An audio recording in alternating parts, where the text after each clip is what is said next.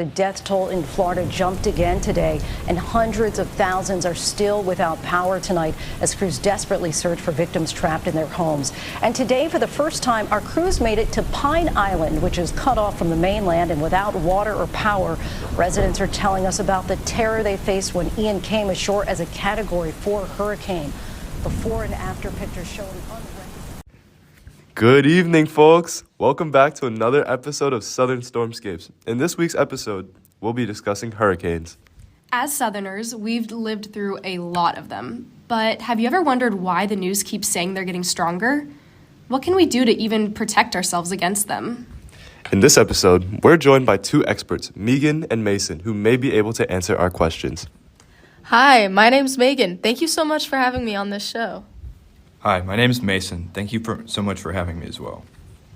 So I just read this news article talking about how hurricanes have caused over $1.3 trillion total in damage, and they've had an average cost of $22.8 billion per hurricane. Holy cow, that's like at least 3 Blue Donkey iced coffees. In this economy, it's more like 2.5. These hurricanes are also responsible for a huge number of deaths, nearly 7,000 since the 1980s. We need to ask the important questions first. How are hurricanes even formed? It's a little insane that there can just be a swirling, moving mass of wind and water that just kind of forms over the ocean. What exactly is the process like? So, starting with the basics of how a hurricane forms, there have to be two things present. There needs to be a disturbance and water warm enough to produce a storm. A disturbance can be something as small as a thunderstorm or something as large as a tornado. As the seawater at the surface, which has to be at least 80 degrees Fahrenheit, evaporates, water is pumped into the lower atmosphere. As the water vapor rises upward, more humid air tries to replace it, causing a small wind spiral. After multiple days of this cycle, the wind speed eventually grows to become a hurricane. So, does that mean that the formation of hurricanes is tied directly to the temperature of the seawater? In a sense, yes. It's why hurricanes have become both more powerful and more frequent since the 1980s, especially in the North American South. That kind of lines up with when people began believing that global warming was becoming a huge problem, right, in the 80s? Yeah, that timeline is pretty accurate. Global warming is responsible for rising sea temperatures and rising sea levels, both of which, while they seem kind of unimportant, can prove to be disastrous. Coastal cities like Miami could be underwater, precipitation patterns can become more erratic, and I guess, focal to this topic, hurricanes will continue to gain strength and will occur more and more often. So, I understand that warmer waters lead to stronger and more frequent hurricanes, but what exactly is the process that leads to this correlation? So I can take this question. This concept is pretty simple, yet important to understand. Remember just a second ago when we mentioned the warm water needed to help form those storms? It's that eventual heating of that water that's causing most of the issues.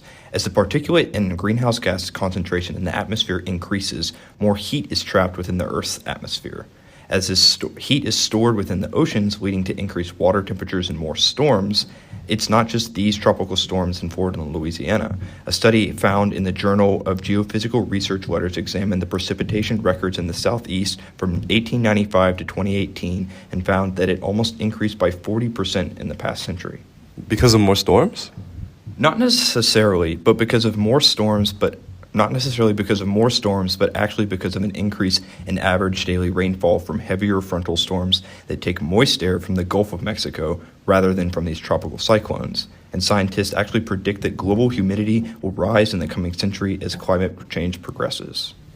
So, these frontal storms will have even more fuel, essentially. Yes, exactly. One study estimated total rainfall amount to be increased as a result of human-induced climate change by at least 19 to 38%. So how exactly do these stronger hurricanes affect human health? People often don't think about this, but hurricanes can be vectors for the spread of mold and disease. When hurricanes hit, they're often accompanied by flooding and increased moisture within homes. These two can lead to contaminated standing water, encourage the growth of mold, or even release toxic substances from wet building materials. More directly, hurricanes can cause damage to the human body because of their strong winds and storm surges. Huh? I've never thought about it like that. It's not enough to focus on alleviating symptoms. Global warming has a lot more implications than just hurricanes. Because of the rapidly increasing temperatures caused by released greenhouse gases, droughts have become a lot more common as well. These droughts not only have implications in decreasing the available food supply due to less water for agriculture, but they also increase the risk of forest fires, which are main contributors to respiratory diseases, injuries, and fatalities. So while droughts may be talked about more frequently in California and other West Coast states, it does not mean that this problem is isolated just to them. While true that more hurricanes have been hitting the coastline of the South, droughts have also become very prevalent as well. Wow, it seems like the American South is just very vulnerable to climate change in general, and I wonder why that is.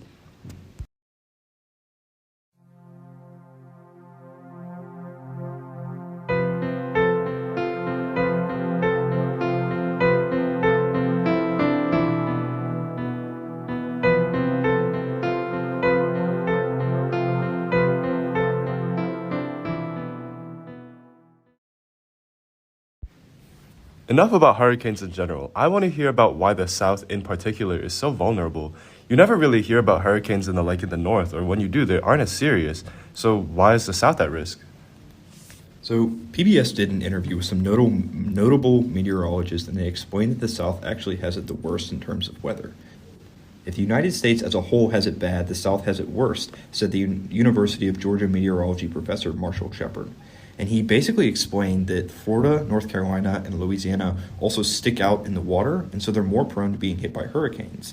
The EPA builds on this, telling us that 11 of the 20 fastest growing metropolitan areas in the nation are found on the 20,000 miles of coastline in the southern United States. Over 80 million people live in these urban areas.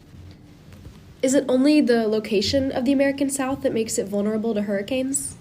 So, not quite. Housing is also a factor. The South has more manufactured housing in proportion to the North and the country as a whole, and it's more vulnerable to all sorts of weather hazards. The other major concern in the South is that many of the important cities are built on the coast or in areas that are prone to natural disasters. So, to fully answer your question, these climate crises are really impactful in the South because of where people have chosen to live. But it is also important for people to start to learn about the impact that they have on the environment, because those in the South are more prone to destruction. So, what can people do to effectively prepare for natural disasters like hurricanes? Well, there are two main goals people should try to accomplish. The first is trying to be more sustainable in their product choices and how they live, which will help reduce their overall impact on the environment. The second actually relates to what they live in. In 2022, concrete framed houses made up only 10% of homes completed in the South. The wood-framed market share has increased for the past 3 years, from 90% in 2019 to 94% in 2022. As noted above, steel-framed homes are relatively uncommon, with a total of 3,000 housing completions in 2022, the same amount as the 2021 completions.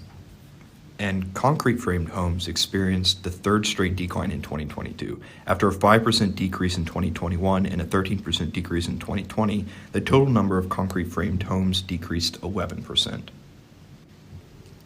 When buying or building a home in the South, it's very important to be material conscious of how the building is designed. A majority of the buildings in the South are wood-framed, making them prone to destruction by hurricane. So, while it is more expensive and may emit more carbon in the process, people should consider building their homes from concrete or steel frames simply due to their material advantage.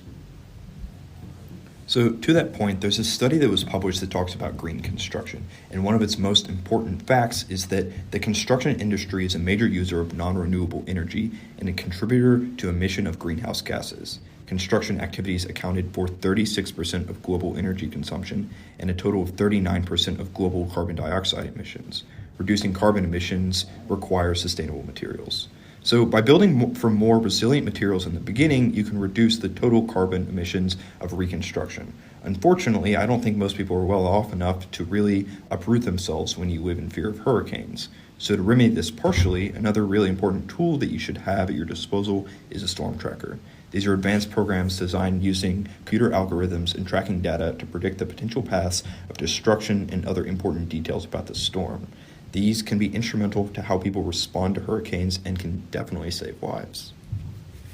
Once again, though, I cannot stress how important it is to look at the disease and not the symptoms. While hurricanes can be terrible events, the reason they occur so much nowadays is because of global warming, which is caused by rampant consumerism and unsustainable production practices. Wow, I feel like nowadays there's so much emphasis on individual carbon footprints that sometimes we fail to remember that corporations are the ones spewing most of the greenhouse gases.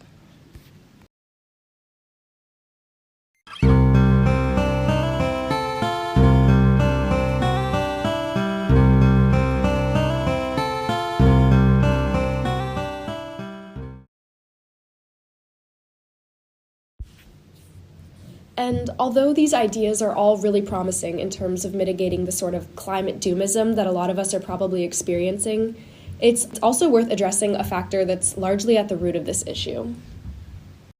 The claim that global warming is caused by man-made emissions is simply untrue and not based on sound science. That was Senator Jim Inhofe of Oklahoma talking about the climate crisis. And the sentiment that he shares is actually a very common one found in the South.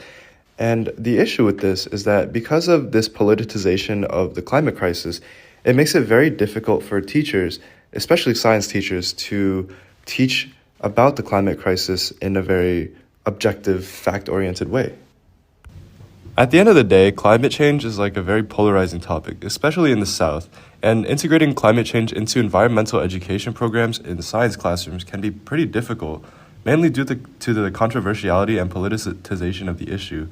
And there's this one study by the journal Science that touched on climate confusion among U.S. teachers, and it pins science teachers as the indirect culprits of this, or rather, the education and resources that these teachers have been provided. There's a lot to be said for the policymakers and school board as well, but the study did find that nearly 60% of teachers they interviewed reported encouraging their students to debate the causes of climate change. And it also noted that although a lot of science teachers do teach climate change, a large contingent avoids discussion of the human causes or provides contradicting views that will confuse students. 31% of teachers also provide a mixed message, saying that anthropogenic global warming, but also claim that natural causes are increasing temperatures, and 15% of teachers claim denial of both statements or outright avoidance of the issue. Now, this lack of accurate information regarding climate change in the classroom likely reflects how it's difficult for teachers to take the time to keep up with the latest scientific findings. And this is an issue that could largely be addressed with things like educational policy reform, improved continuing education for science teachers, with things like local seminars or pre-developed lesson plans. But this issue gets a lot more complicated when the issue isn't necessarily a lack of education, but rather an issue of climate change slipping out of the realm of fact and science and into politicization, a topic which is especially relevant in the South. Yeah, so touching on that, a separate study also interviewed these 7 science educator organizations in Florida, and it found that the general causes of dismissing the issue of climate change in the classroom were because teachers were concerned about parents' responses to climate change, making them hesitant to teach about it. Yeah, I even read that some teachers thought that simply addressing climate change in their community could decrease their credibility. Others felt they simply lacked the necessary skills and knowledge to teach about climate change.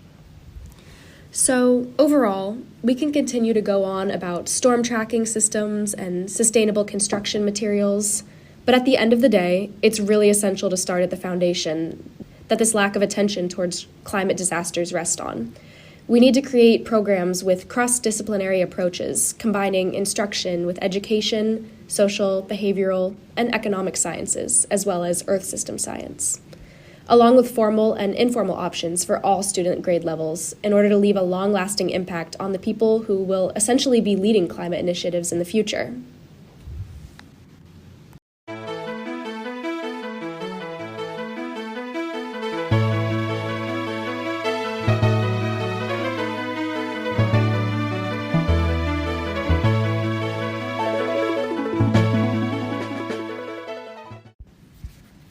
Thank you so much for tuning in to this episode of Southern Stormscapes. Mason, Megan, what would be your main takeaways from this episode? So, to best prevent deaths and damage to your homes, you should utilize all of the tools at your disposal, such as storm trackers and storm-resistant materials to help reduce conflict and overall impact. The main thing we can do is be preventative.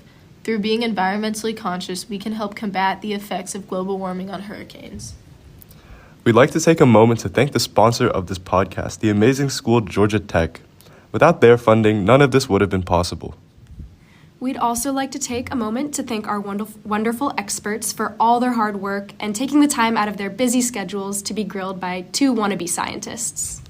Tune in next time to Southern Stormscapes about our next episode on tornadoes in Mississippi.